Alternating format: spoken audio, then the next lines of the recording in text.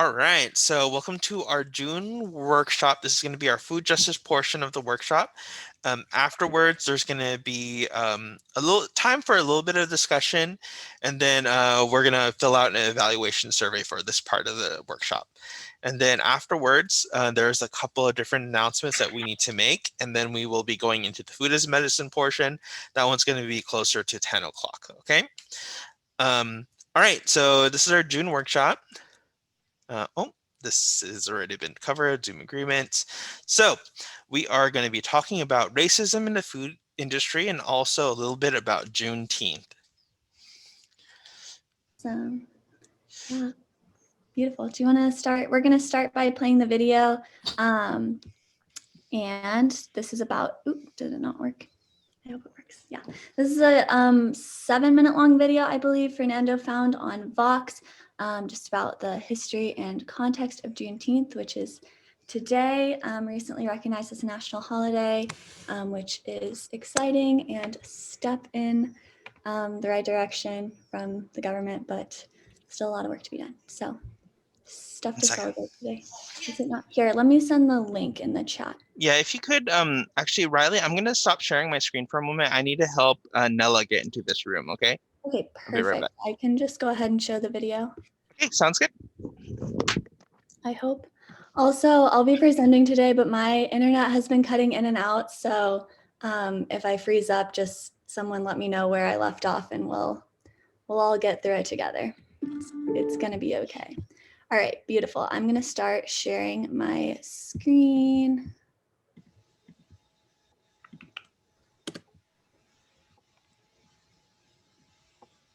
Oops.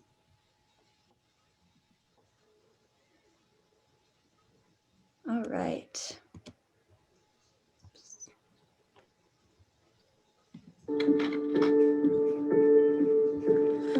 Juneteenth.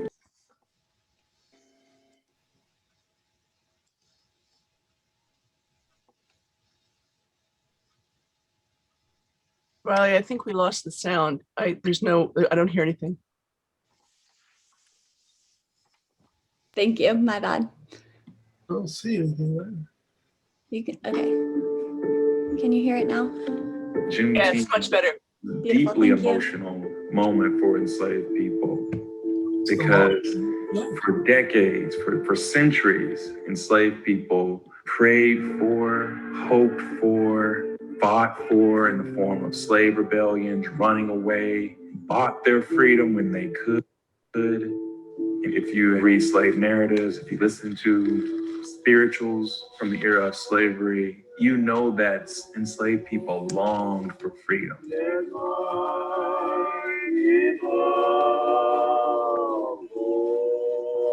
This was something that had been hoped for, but many believe may never come.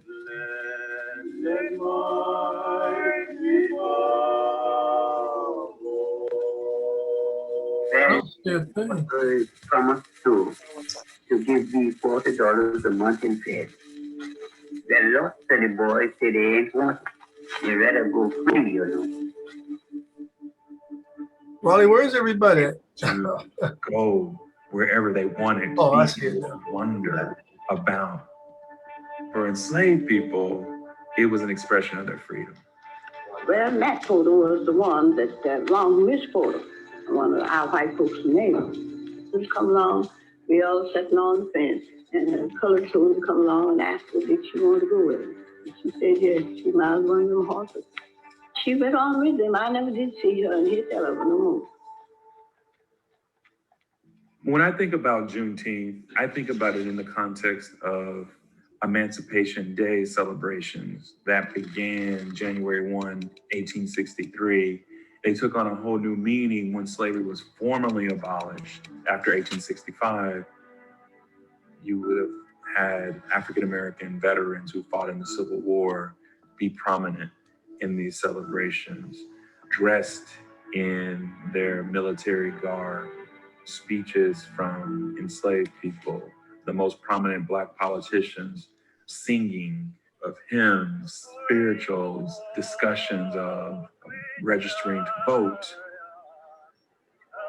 enslaved people celebrating in public their newfound freedom was an act of resistance. Because we have to remember, slavery came to an end after a 4 years bloody civil war. Still the bloodiest conflict in American history. Many people in the South and in the nation who did not want to see slavery abolished fought tooth and nail to block the 13th Amendment.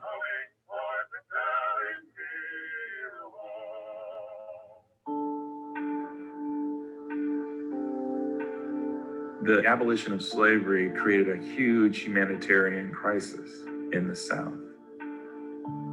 Suddenly, 4 million people have very little means to take care of themselves, to support themselves, and do so in a really hostile environment. So the military was necessary to make sure that enslaved people got the food, the medicine, the shelter that they needed in order to survive.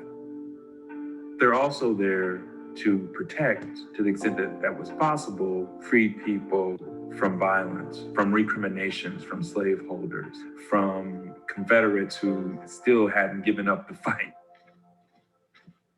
And I remember when the Yankees stopped here, and the Yankees stopped right on the corner of Square, and the prostituting people knew. We go to the Grand King, and they take them hanging over the slum. That's the punishment they got. Next time you see, they come a whole troop of Yankees, all riding horses. Big guns hanging on them. I said, Mama, where are they going? They're all going home now. When the last federal troops leave the South, it's a signal to Southerners. The federal government wasn't going to put its might into ensuring civil rights of Black people would be observed. You have 20, 30 years later, Black people being lynched in public, and there isn't a federal anti-lynching law to protect them. In most communities in America, there's a history of lynching and racial violence, and very few communities have marked that, commemorated that. Every decade since the end of slavery, Black people have been more educated, accrued more wealth, more status in American society. Every decade since 1865. But there's been one constant, and that constant is the presence of random racist violence.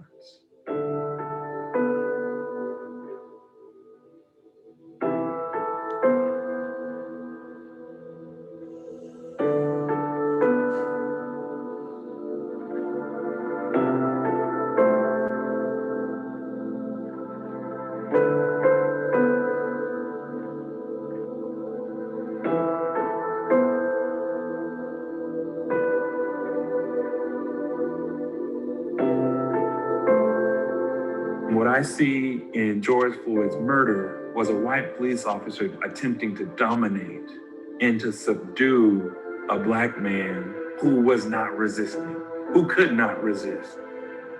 Even though slavery came to an end in 1865, the desire to master and dominate Black bodies did not. And we have never dealt with that.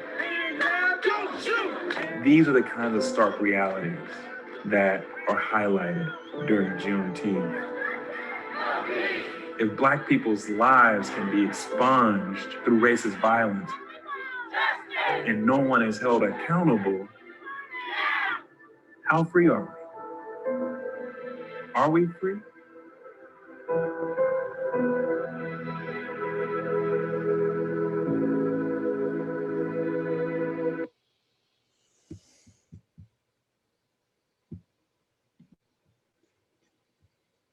Okay, so thank you all for watching that. We're going to have some time to discuss it at the end, but I'm going to continue with the presentation. And yeah, just keep this context in mind. This is why we're talking about racism in the food system today. because as you can see, oh, thank you. That is a part of American history. It's a horrible, ugly part that I believe it's important to confront and talk about. I'll just talk louder. Is this better? Or I can find some headphones too. Okay, so I'm just gonna keep going. So yeah, I think it's important to talk about so we can start to move towards accountability and healing and freedom. So let me find my notes really quickly. Okay, so yeah, so just to start off, everyone can read this slide. The industrial food system and racism both have shared roots. Both are rooted in capitalism, colonialism, white supremacy, and the prioritization of economic growth over the health of the people and the planet. So that's what we'll be discussing today. Is the volume okay, or is it still too quiet? Good, okay, thank you. You can go ahead to the next slide. Okay, so this is a brief and incomplete history of racism in the US food system. Excuse me. Hopefully this will just provide some context of how deeply ingrained racism is in our US industrial food system. So I'm just going to go over a couple of these points. Like I said, it is incomplete and ongoing, basically. So the number one is that colonial settlers took land from indigenous peoples to create farms, often killing or removing indigenous peoples to less desirable land. Today they exist as reservations. The question mark at the end of this, right here, 1585 to question mark, indicates that there was no official end to this practice of colonials violently seizing land from indigenous peoples, and it is still ongoing today, as we can see with pipelines, etc. Reservations are still being infringed upon by the US government, or the land of indigenous peoples is still being infringed upon. So number two, America saw the enslavement of Black and indigenous people as agricultural workers. Much of America's economy today was built by these enslaved peoples. So like I said, we're still seeing the repercussions of this practice. I also wanted to point out in 1848, the Treaty of Guadalupe Hidalgo, which officially ended the Mexican-American War in favor of the United States. Mexico ceded a large swath of land, which included parts of, if not all of, California, Colorado, Nevada, New Mexico, Utah, Wyoming, and Texas. This treaty explicitly guaranteed that the Mexican people who were living on that land that was then ceded to the United States would retain their land rights and their rights to, it says, right to their property, language, and culture. That was expressed in the treaty, but enforcement of this provision was really loosely enforced, to put it lightly. And a lot of Mexican Americans had lost their land, either like through violent means or just social pressure or anything like that. Moving on to number three, there was the stealing of Black-owned land after the failure of Reconstruction following the liberation of enslaved Black people. This was accomplished both through unjust laws and blatant theft. So as we learned in the video, many liberated Black people had rich agricultural knowledge and the potential to thrive in many different industries in the United States. However, through continued social and economic oppression, whites remained in power post-Civil War and post-emancipation and Juneteenth. So hence the question at the end of that video, are we free? Number four, there was the exploitation of farm workers from Asia and Latin America through government programs like the Bracero Program and the Immigration and Nationality Act of 1952.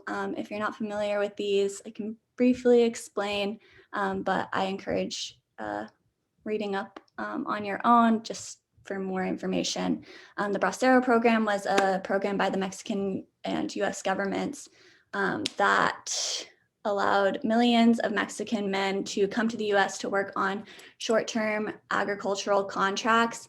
However, these laborers were oftentimes exploited, underpaid, lived in poor conditions, and again, like benefited the white landowners who were hiring in these Mexicans to work on their land. And then the Immigration and Nationality Act of 1952 was an amendment or evolution, I guess. It was following a former Immigration Act.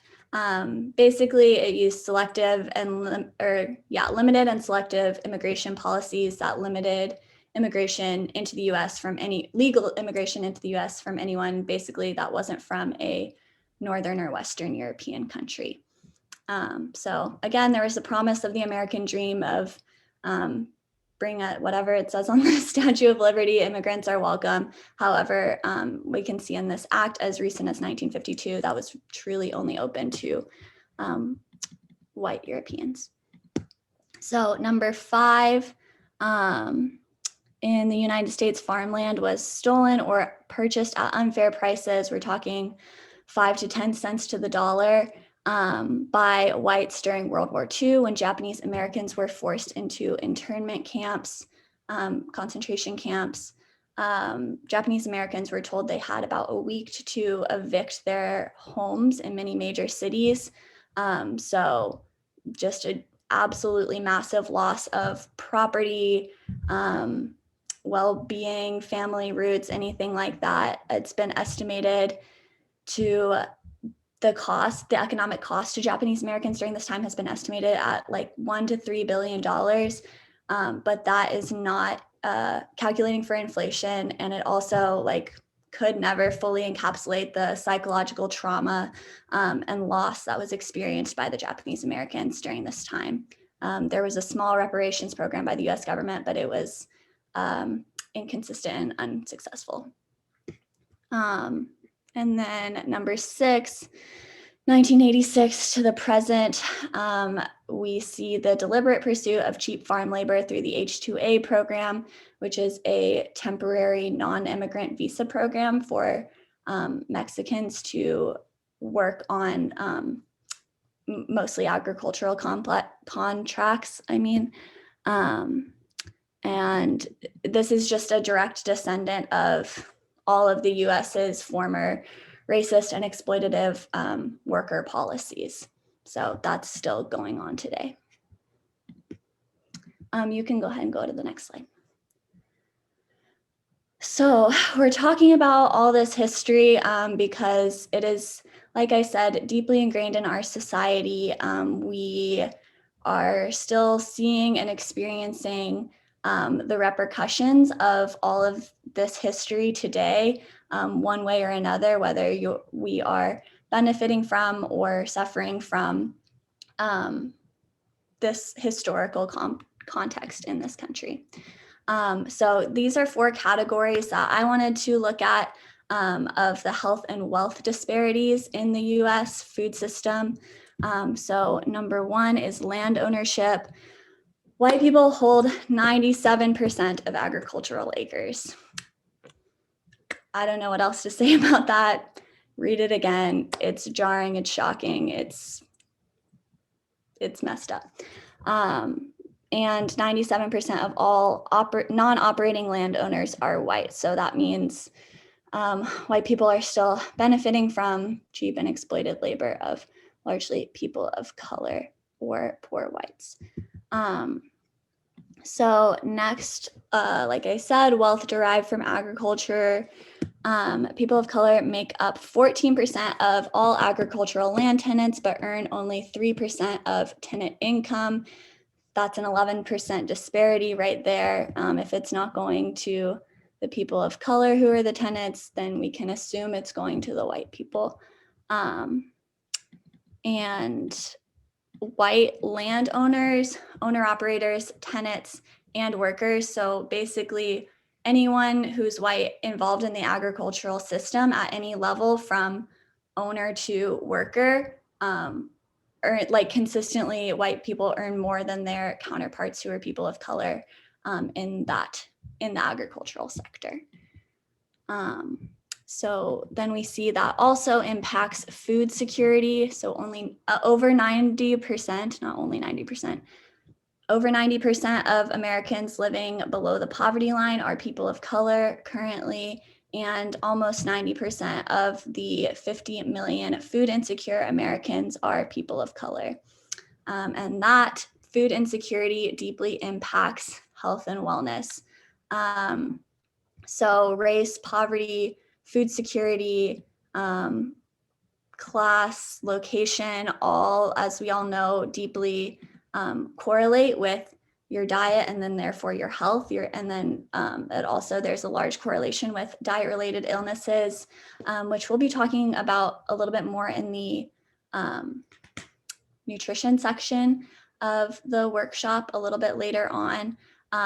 So I don't want to say too much, but you can look at these statistics. For example, less than 8% of white folks in this country suffer from diabetes, while almost 16% of Indigenous people are suffering from diabetes, which is a diet-related illness, and we can see has direct ties to all these injustices.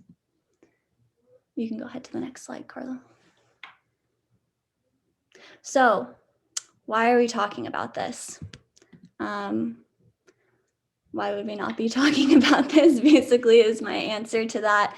Hopefully, as you can see, it's still extremely relevant to all of our daily lives, especially as La Mesa Verde members and gardeners. So you can see us down there as our little, this is our theory of change. So we, as LMV members, try to implement agroecology, which is, let's see, I wrote it down. I don't know this by heart yet, but it's the practice of and science behind organic gardening that recognizes both scientific and ancestral knowledge in agriculture.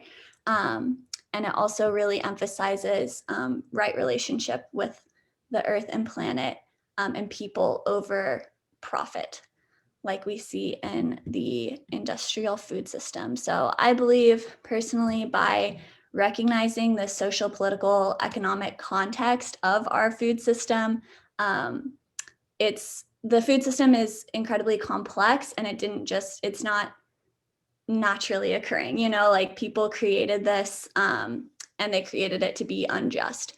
So I think once we are able to recognize the context of the food system, we can start working on transforming it to achieve food justice, which I would define as the right to culturally appropriate and nutritious food for all individuals, with easy access to that food, regardless of race, class, location, age, ability, immigration status, anything like that. Everyone should have, easy and abundant access to healthy, culturally appropriate food. And at that point, hopefully, we will enjoy social well-being. Food is at the basis of who we are. It's what we do. It ties us together as humanity. So until food justice is achieved, I don't know. I don't know, whatever. Food justice is necessary to enjoy social well-being and be in total balance with ourselves, with nature, with the planet that is giving us food, with the workers who are involved in growing and producing food, with the animals who are involved in that process, everything like that. I think once that is all in balance, we will enjoy social well-being. So that's our goal. That's our theory of change. That's what we're working towards as gardeners and members. That's why we're here today having this conversation.